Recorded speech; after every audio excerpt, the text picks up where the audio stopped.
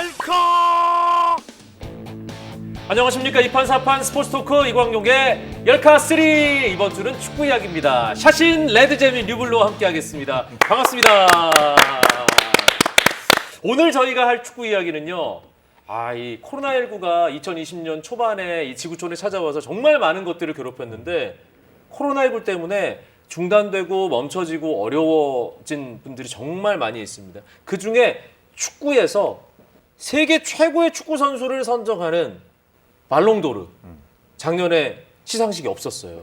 그래서 옐카에서 자체적으로 우리 발롱도르 수상자 선정해가지고 샤신이 또 레반도프스키에게 편지도 보내고 그랬죠. 제가 혹시 그 프랑스 풋볼 주최 측에 뭐 옐로 카드 안 줬었나요? 안 줬습니다. 아, 옐로 카드 안 줬어요? 네. 그 기억이 이제 긴가민가해서 물어봤는데 그 레드 카드 드리겠습니다. 레드 카드. 네. 그러니까 작년에 했어야 된다라는 거죠. 당연히 했어야죠. 예. 네. 그리고 실제로 FIFA 올해의 선수를 레반도프스키 선수가 받았고요. 네. 그리고 이제 역사와 전통 면에서는 발롱도르보다 떨어지긴 하지만 근데 그 월드 사커 올해의 선수가 있습니다. 예. 월드 사커 올해의 선수에서도 레반도프스키 선수가 이상 없이 수상을 했어요. 그러니까 FIFA나 월드 사커 같은 데서는 레반도프스키가 수상을 했었다. 뭐 그들은 뭐 일부 몇 리그 중단된 거 모르고 그 시상을 했겠습니까? 그러면 음모 이론이 정말 많잖아요. 요즘에 안티 레반도프스키 세력에 뭔가 음모 아닐까요? 라기보다는 프랑스 중심 사고죠. 네, 그러니까 월드 사커 매거진 같은 경우는 약간 그게 이제 잉글랜드 중심 사고가 조금 들어가 있어요. 비유럽 국적 선수에게 발롱도르가 상을 안 주던 시절에도 월드 사커라든가 옹즈도르 같은 상에서는 비유럽 선수에게 상을 줬었어요. 그러니까 사실 발롱도르가 뭐 가장 뭐 역사와 명예와 전통에 뭐 어쩌고 하지만 사실상 불합리한 면도 상당히 많았다. 제가 봤을 때는 그걸 시상을 안 한 이유는 저는 합리적인 근거를 찾을 수가 없어요. 그러니까 작년에 발롱도르 시상 안 한 건 아무리 생각해도 이해가 안 된다라는 게 샤신의 강력한 입장이었습니다. 올해 돌아왔어요. 후보 30명이 발표됐는데 진짜 1억입니까? 네? 우리 소니가 없어. 네? 프랑스 풋볼 어떻게 된 거예요? 저 프랑스 풋볼 아닌데요. 불알람 아니야? 명단 보고 사실 저도 놀랐습니다. 없다니. 분명히 이것은 말이 되지 않는다. 그러니까 뭐 그만해 뭐 이 정도는 아니고요. 그 말씀하신 불합리한 부분들이 상당히 있는데 어쨌든 간에 이제 후보를 선정할 때도 이게 좀 아쉬움이 있긴 있습니다. 예. 분명히 아직도 정말 프랑스 중심, 유럽 중심의 사고가 이루어지고 있는 건 맞는 것 같다라고 할 수 있겠습니다. 남들이 다 예스를 할 때 과감하게 노라고 얘기할 수 있는 남자죠. 우리 레드재민. 솔직하게 손흥민이 이 발롱도르 후보 30인에 포함 안 된 거에 대해서 어떻게 생각하는지 냉정하게 객관적으로 평가 부탁드립니다. 저 주관적이고 편파적으로 이렇게 말씀을 드리면요. 뭐 딱히 뭐 그렇게 그게 큰일인가. 왜냐면 뭐 사실 그래요. 손흥민이 없다라고 얘기를 들었을 때는 뭐 없을 수도 있지. 그럼 30명 누구야? 뭐 이론도 없어. 이런 느낌이죠. 그것도 얘보다는 그런 느낌이죠. 네. 아니 그 많은 분들이 아마 그렇게 생각을 하실 거예요. 근데 왜 빠진 걸까요 이게? 어떤 기준으로 후보를 정하길래 우리 소니가 빠진 겁니까? 자, 우리 불알람 오늘은 류청 기자, 우리 류블루 지분이 많아요. 네. 왜 빠졌는지는 정말 모르겠고요. 그러니까 이게 그거를 왜 빠졌는지 기준에 대해서 알 수가 없기 때문에 이거 후보 선정위원회 뭐 이런 분들이 있고 200개국에 가까운 기자단이 투표를 해서 1등부터 5등까지를 명단을 적어냅니다. 그러면 1등은 몇 점, 뭐 2등은 몇 점, 3등은 몇 점, 4점 몇 점, 5등은 몇 점 해서 그걸 전부 모아서 투표가 되는 거죠. 이제 점수 집계가 되는 건데 사실 뭔가 이제 발롱도르를 왜 하기 시작했냐라고 생각하면 사실 전쟁 때문이었던 것 같아요. 유러피언 챔피언스 리그도 그렇고 그 발롱도르 그렇고 프랑스 사람들이 만든 거거든요. 네. 근데 이 프랑스 사람들이 만든 게 발롱도르뿐만 아니라 올림픽은 쿠베르탱 남작이라는 분이 만들었고요. 이분 프랑스 분이고 그 월드컵을 만든 분은 쥘리메라는 분이고 유러피언 컵을 만든 사람은 앙리 드로네라는 사람이고요. 그리고 챔피언스 리그와 발롱도르에 이름 올리고 있는 분이 가브리엘 아노라는 사람인데 이분들이 다 프랑스 사람이거든요. 그러니까 제가 좀 재밌게 표현하면 축구는 잉글랜드가 만들었고 축구상은 현대 축구의 구조는 프랑스 사람들이 만들었다. 유로하고 챔피언스 리그하고 발롱도르는 다 전후에 나왔어요. 전후에 나왔는데 이 가브리엘 아노라는 분이 사실 레키프의 기자였고 프랑스 대표팀에서도 뛰었던 경력이 있는 축구 선수였습니다. 레키프 네. 제가 알 정도면 이거 아주 유명한 언론 매체거든요. 사실 그 레키프가 지금은 아모리 그룹이라는 데 소속돼 있는데 레키프가 프랑스 풋볼을 샀어요. 1947년도에 프랑스 풋볼을 샀고 그 전에 프랑스 풋볼은 한국의 월간 축구가 대한축구협회 거였잖아요. 프랑스 축구협회 기간지였습니다. 1년 정도, 한 79호 정도를 내고 레키프가 사서 독립적인 언론이 되다가 전쟁이 끝나고 가브리엘 아노가 챔피언스 리그를 주창해서 챔피언스 리그가 이제 1955년 이 정도부터 이제 시작을 하잖아요. 발롱도르는 1956년부터 시작을 합니다. 그렇죠. 네. 그런데 이거를 했던 이유 중에 하나가 되게 유명한 기사가 있습니다. 가브리엘 아노가 쓴 게 레키프에 1954년 12월 15일에 모스크바와 부다페스트의 승리를 거둔 울버햄턴이 유럽 챔피언이라고 말할 수 없다. 그러면서 이게 챔피언스 리그를 주창하기 시작했거든요. 정말 챔피언들이 모여야 된다.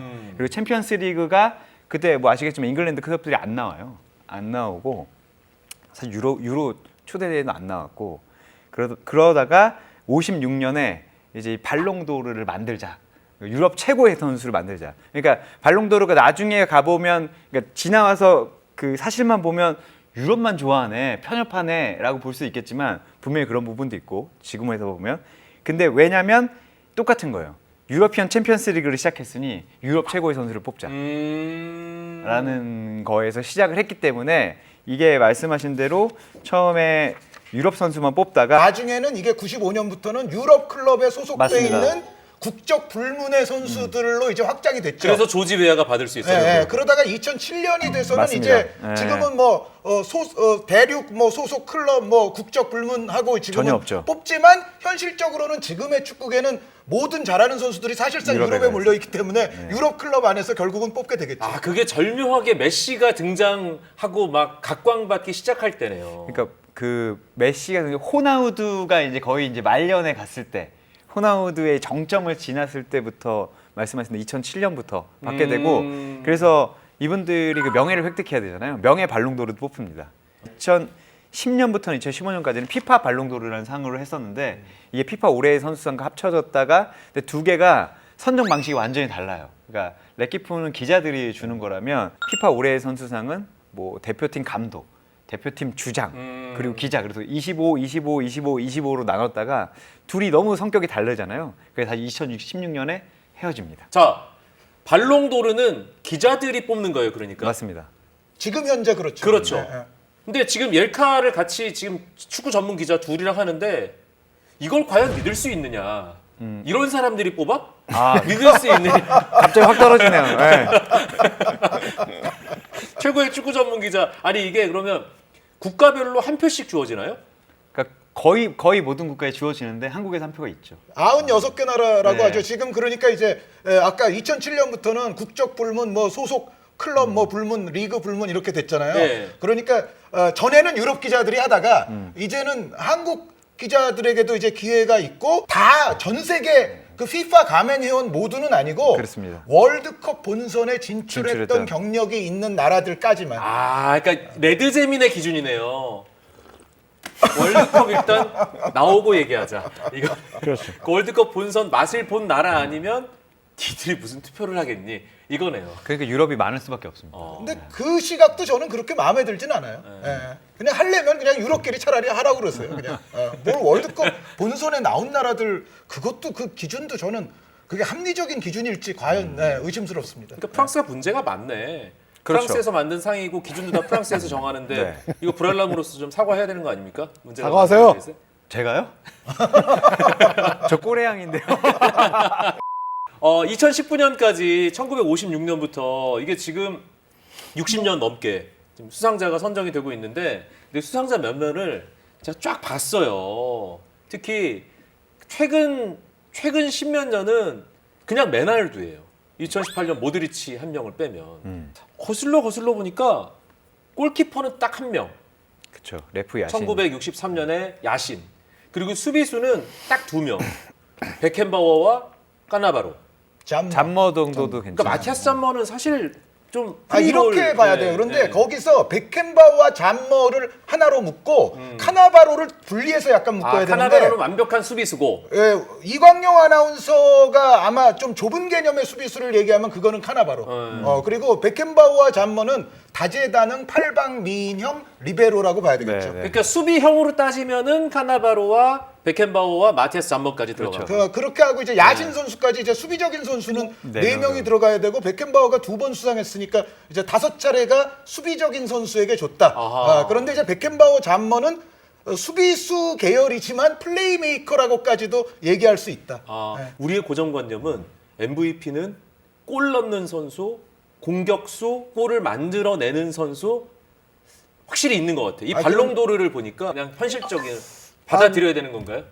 이 역사적으로 그렇게 축구라는 게 처음부터 뭐 과학적인 근거로 기준을 딱 정하고 시작한 게 아니기 때문에 지금 시간이 흐르면서 생긴 물줄기가 이렇게도 생기고 나이테가 이렇게도 쌓이고 하면서 온 게 지금 우리가 알고 있는 축구이기 때문에 뭐 그런 부분에 대해서는 굳이 우리가 이렇게 막 반론을 제기하고 이거는 평등하지 않습니다, 뭐 공정하지 않습니다 이렇게 물론 말할 수 있지만 그럼에도 불구하고 오랜 시간이 만든 그 모습 그대로 우리가 즐기는 것도 뭐 한 가지 방법이죠. 사실 공격수와 수비수, 골키퍼, 뭐 미드필더 이런 부분들도 공격수가 빛나는 거는 굉장히 자연스러운 현상이고 축구에서 굉장히 자연스러운 현상이고 수비수를 주자, 뭐 골키퍼를 주자라고 했을 때 사실 평가 기준도 굉장히 애매해요. 생각해 보면 뭐 예를 들어서 뭐 기록 뭐 어떤 이 선수의 활약상을 정량적으로 평가할 이 데이터 이런 게 굉장히 애매하죠, 축구에서는. 그러니까 어디까지나 축구에서 상은 이 선수가 가장 인상이 깊었어. 아무것도 안 하다가 갑자기 누가 나와서 천금 같은 뭐 예를 들어서 우승을 확정하는 골을 넣었다. 인상에 꽉, 뇌리에 팍, 가슴에 퍽 오면은 그 선수한테 상을 줄 수도 있는 거죠. 그러니까 그런 게 오히려 축구의 또 매력 중에 하나가 아닌가 또 싶기도 합니다. 네. 공격수가 가장 인상적인 장면을 만들어내고 어떤 통계적으로도 공격수를 위한 통계들이 축구에서는 전통적으로도 훨씬 잘 만들어져 있기 때문에 공격수가 이런 수상을 하는 건 피파 골든볼을 받고 하는 건 자연스러운 현상이다. 네, 저는 당연히 자연스러운 네. 현상이라고 생각합니다. 그건 뭐 수비수들의 역할의 어떤 중요성이 골을 넣는 것 이상으로 뭐 우승을 트로피를 들기 위해서는 뭐 엄청나게 중요한 건 사실이지만 그럼에도 불구하고 역시 이 발롱도르는 기본적으로 상이잖아요. 예. 상은 기본적인 시각은 이게 깔려 있어요. 모든 상에는 누가 축구 제일 잘해? 그러니까 그것만으로 줄 수는 없지만 네. 그것만으로 줄 수는 없어요. 그러니까 예를 들어 알버트 아인슈타인 선생님이 등장하신 이후에 그럼 노벨상을 아인슈타인이 다 휩쓸었냐? 그게 아니거든요. 오히려 아인슈타인 선생은 그 유명한 상대성 이론으로는 노벨상을 수상한 적이 없고요. 나중에 저 광전 효과에 관한 그 업적 때문에 한번 타시기는 했는데 근데 안경 한번 벗어봐요. 뭐가? 안경 한번 벗어봐. 내가 한번 써보게. 거기에 아인슈타인 다 있을 것 같아. 근데 어찌됐건 제 포인트는 뭐냐면 축구를 잘하는 사람을 매번 줄 수는 없어요. 왜냐하면 그 해마다 저는 아까 그 레드재민 말씀에 굉장히 동조하는 게 있는데 그 해마다 뭔가 특정한 이벤트에 의해서 사람들의 뇌리와 인식과 가슴에 크게 임팩트를 행사하는 것들이 해마다 변해요, 사실은. 그래서 제가 느낀 게 2006년 독일 월드컵에서 이탈리아가 우승을 한 게 깐나바로의 발롱도르와 직접적인 연관성이 있겠구나라는 생각을 했거든요. 네, 직접적으로 연관성이 있죠. 네. 그러니까 그 2006년 같은 경우는 기본적으로 이제 월드컵이 아주 크게 영향력을 행사하는 경우도 있고 조금 그거보다는 좀 적게 영향력을 행사하는 경우도 있고 한데 어쨌든 월드컵이나 뭐 유로 이런 메이저 국가 대항전이 펼쳐지는 해에는 일단 그 대회가 어떻게 됐나 우리가 기본적으로 생각을 안 할 수가 없거든요. 그래서 월드컵이 영향을 미치는데 그 이탈리아 같은 경우에 이탈리아는 그 당시에 정말로 다양한 10명의 선수들이 골을 넣고요. 뭐 수비수, 풀백 뭐 할 것 없이 모두가 골을 넣고 골 많이 넣은 선수라 해봐야 한 2골 넣으면 많이 넣은 거예요. 근데 이탈리아가 자 우승했어. 아, 이탈리아에서 한번 찾아볼까? 공격수들 뭐 누구 뚜렷한 사람이 별로 없어요. 아, 그럼 이탈리아 그 수비 조직 큰 역할을 했으니까 이번에는 카나바로를 주자. 그러니까 예를 들어 이 이탈리아의 그 당시에 어떤 공격수가 82년에 파올로 로시나 94년에 로베르토 바지오처럼 하는 선수가 있었다면 저는 선수한테 갔겠죠. 당연히 저는 거기 쪽으로 갔다고 봐요. 그런데 일단 UEFA 챔피언스리그 제외하고 이탈리아에서 논하는 상황에서 이탈리아에는 그런 선수가 없어요. 그러면은 수비 쪽 선수를 주는 게 타당한데 여기서 카나바로 대 부폰에서는 카나바로가 이긴 거예요. 네, 부폰 선수에게는 굉장히 좀 애석한 일이었죠, 사실. 아, 알겠습니다. 재밌네요. 이런 얘기 하니까. 자, 올해 과연 누가 발롱도르를 받을 수 있을 것인가? 네. 자, 레드부터 과감하게. 내 마음, 내가 투표권자야. 내가 발롱도르 투표권자입니다. 우리 대한민국 최고의 축구 전문 기자, 서울 월드컵 경기장에 홍재민 이름 석자가 매체와 동급으로 써 있는. 예? 홍재민은 곧 매체다. 네. 내가 곧 매체다. 홍재민 기자의 발롱도르 투표 공개해 주시죠. 5등은 제 5등은 레반도프스키입니다. What? 네. 5등 레반도프스키고요. 동정표라도 좀 해서 더 순위 좀 올려야 되는 아닙니다. 거 아니에요?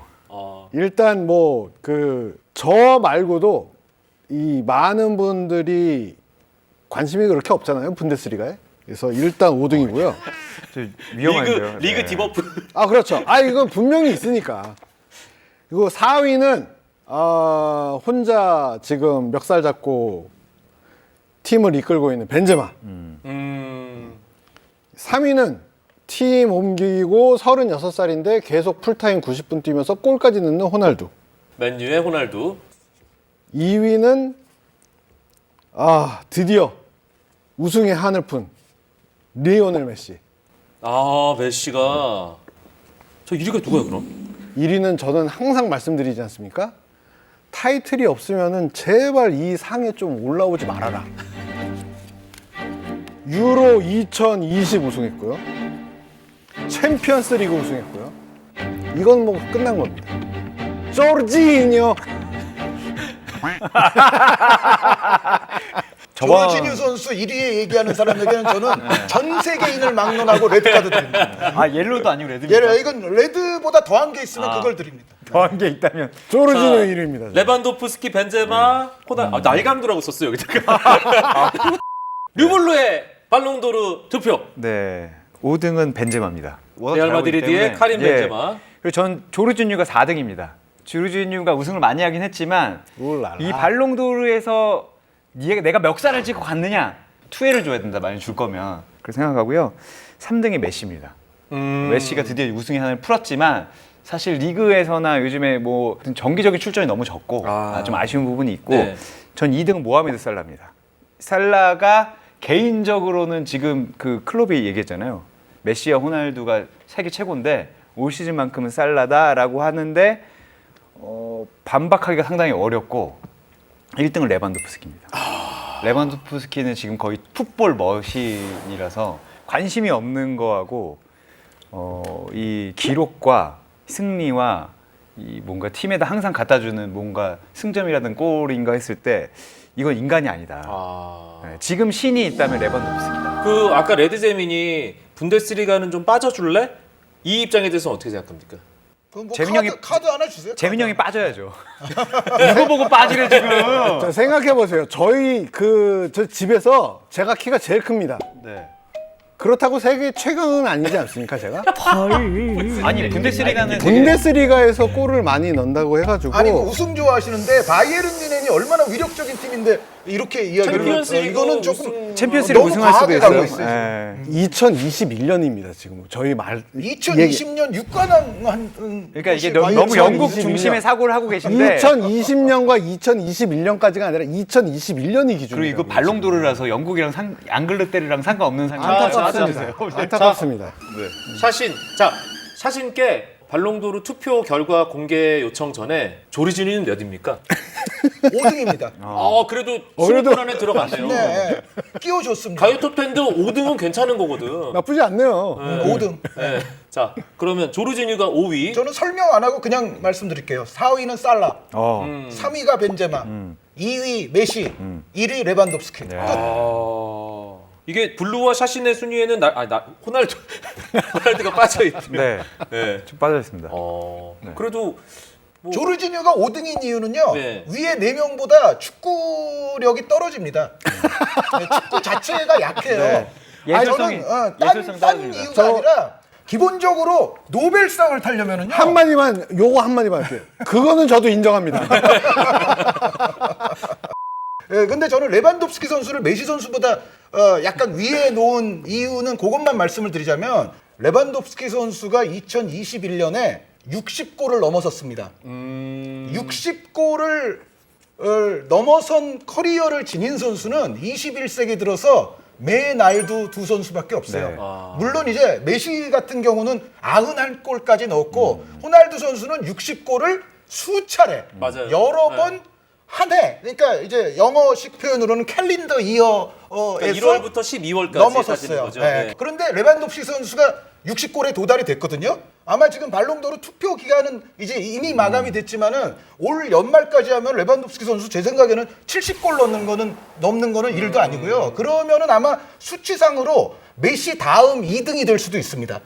게르트 뮬러라는 우리 축구사의 정말 골 머신으로는 역대로 치는 선수 아닙니까? 그 선수의 수십 년간 이어졌던 기록을 하나하나 지금 넘어서고 있는 레반도프스키고 말씀드렸던 대로 메날두가 아니면 캘린더 이어에서 레반도프스키의 골수를 넘어서는 선수는 앞으로도 그렇게 보기 어려울 거예요. 네. 저는 레반도프스키 선수가 지난해에 못 탔으니까 제가 프랑스 풋볼에 레드카드 날리고 뭐 동정표를 줬느냐 그게 아니라 2021년 캘린더 이어를 쭉 봐도 제가 봤을 때는 퍼포먼스 면에서 레반도프스키 선수를 줄만하다. 그리고 메시 선수의 그 코파 아메리카 우승은 감격적이고 아주 인상적인 것이면은 틀림이 없었고 메시에게 어떻게 보면 케이크 위에 딸기를 딱 하나 꽂듯이 그 활용 점적을 한 거는 틀림이 없으나 저는 레반도프스키 선수가 메시 선수보다 캘린더 이어 기준으로 더 꾸준하다고 보고요. 파리 생제르맹 이적 이후 그러니까 코파 아메리카 끝난 이후부터는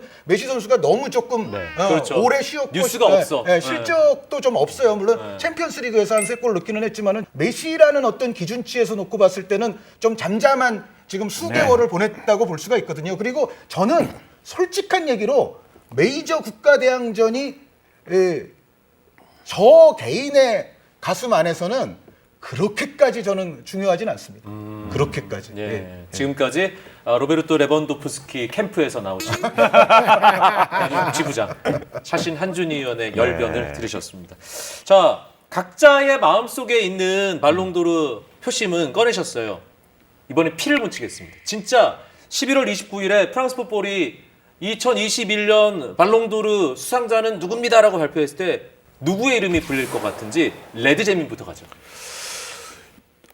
요번 발롱도르 예상을 하면은 레반도프스키 예상하겠습니다. 그럼 레드가 레반도프스키라고 얘기를 하면은 뭐 샤신이랑 르블루는 뭐 그렇습니다. 들을 것도 없네. 그럼 작년에 저는- 그 시상식이 없었던 아쉬움을 올해 레반도프스키가 제대로 풀 것 같다라고 생각하세요? 저는 50.1% 정도의 확률로 메시 선수가 타지 않을까라는 생각이 있어요. 오, 그러니까 반전인데? 이거는 그러니까 뭐 반전까지는 아니고요. 그러니까 지지하는 후보와 정말 논리적으로 그러니까 제가 근거를 정말, 가지고 지지하는 후보와 왠지 그날 이 선수가 발롱도르 받을 것 같다 피묻히는 거 아니에요? 지금? 그렇죠. 지금은 근데 메시일 그냥 것 예상을 같다. 하는 거잖아요. 제 샤신의 50.1, 그 0.1이 엄청 크잖아요. 지지와는 상관없이. 네. 그런데 이게 이제 발롱도르는 제가 예전 방송부터 그런 얘기를 자주 했지만 그때 달라집니다. 그때 그 기준점이라는 게 달라져요. 이 상이라는 게 다 그렇습니다. 저는 가장 대표적인 사례가 1994년 같은 경우에 보면은요. 월드 사커 매거진에서는 올해의 선수를 파올로 말디니 선수를 줬어요. 네. FIFA 올해의 선수에서는 월드컵 우승한 호마리우 선수가 가져갔습니다. 발롱도르는 의외의 인물이 받았잖아요. 발롱도르는 흐리스토 스토이치코프 선수가 받았습니다. 저는 그 94년 같은 결과가 어떻게 보면 가장 바람직한 해이기도 했다라고 생각을 해요.